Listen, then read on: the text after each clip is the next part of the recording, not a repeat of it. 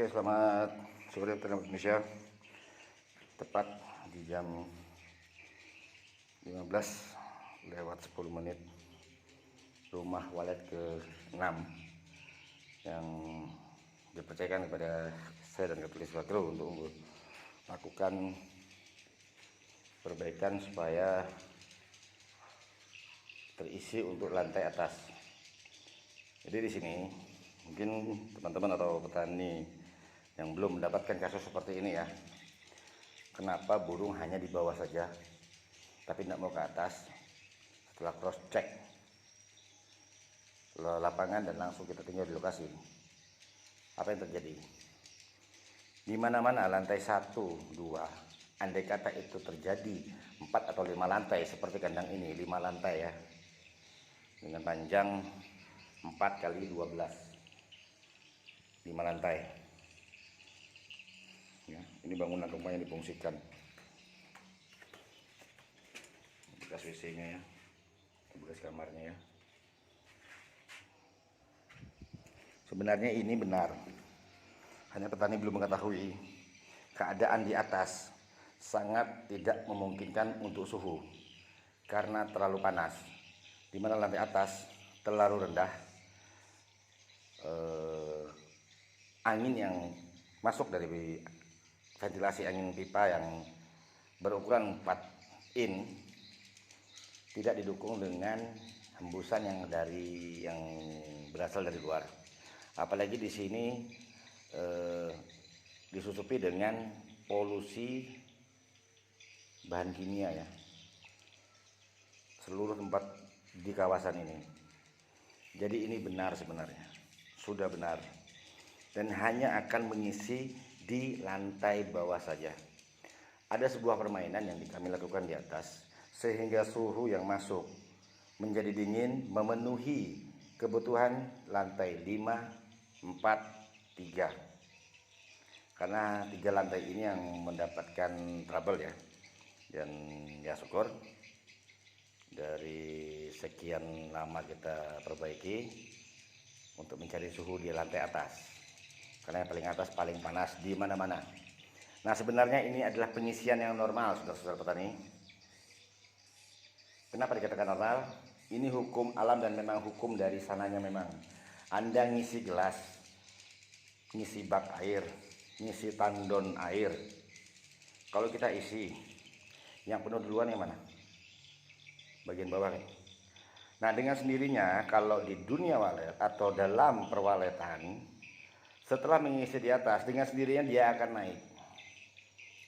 Andai kata tidak diperbaiki di atas, diperbaiki untuk mendapatkan suhunya, dia akan tetap di bawah, bergerumul dan berkelompok. Secara kasat mata petani senang melihat begitu banyaknya, tapi lantai 3, 4, dan 5 kosong. Tetap akan menjadi pemikiran bagi petani. Kok? Nah, pertanyaannya itu pasti ada kok. Nah, tuh, maksudnya kok 1, 2 aja ini sih, 3, 4, 5 enggak ya? Nah, itu tadi. Jadi contoh ya, jangan menyepelekan dinding bangunan Anda. Jangan seperti ini. Ini seharusnya diplester, di luarnya juga diplester. Kalau bata merah minimal 3 cm luar dalam. Lebih tebal lebih bagus. Karena rumah walet ini yang dicari suhu, ketebalannya yang dijaga dan dicari. Setengah mati Anda cari suhu dengan menggunakan alat-alat bantu. Kalau dinding tetap panas, percuma.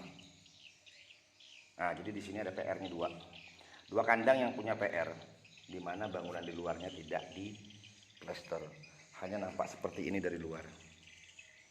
Ya karena petani belum tahu ya. Hanya tahu burung masuk tidur. Kenyamanan pada saat malam hari, di mana matahari yang sudah menyinari dinding bagian luar, pada saat malam hari kan dia masuk. Itu kan memang sifat rumah tembok atau rumah beton atau sebuah bangunan. Kalau memang tidak bisa diplester, lakukan pengecatan warna putih. Bagaimana caranya supaya catnya tidak mudah luntur, ya kan? Nah, itu saja sebenarnya. Jadi tempat ini sudah benar. Dia lantai bawah dulu ngisi. Itu yang benar, bukan lantai atas duluan. Itu tidak normal kalau mengisi di lantai atas. Duluan lantai atas baru ke bawah, itu tidak normal. Tapi bukan salah, bukan tidak bagus atau bukan tidak maksimal. Tapi pada saat Anda mau mencoba menurunkan walet itu lebih turun lagi ke bawah, akan mengalami kesusahan. Banyak cara, trik atau metode yang digunakan. Tapi yang mana yang dipakai? Yang tepat itu yang mana? Sedangkan karakter burung ini maunya yang bagaimana? Dia punya karakter yang bagaimana? Nah, jenis burung sama.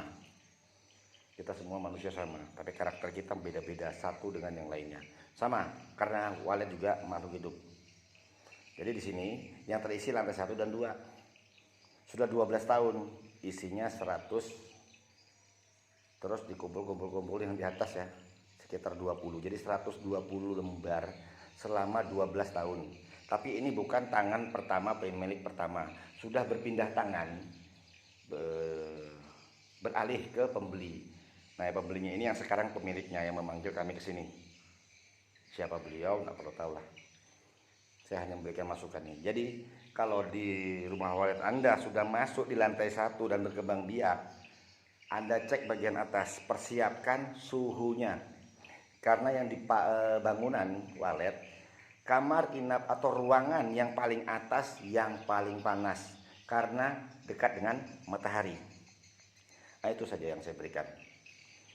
Kalau memang bisa ditangkap, bisa sebagai safety untuk rumah walet Anda. Jadi bangun rumah walet jangan setengah-setengah, karena hasilnya ini kan barang-barang mahal.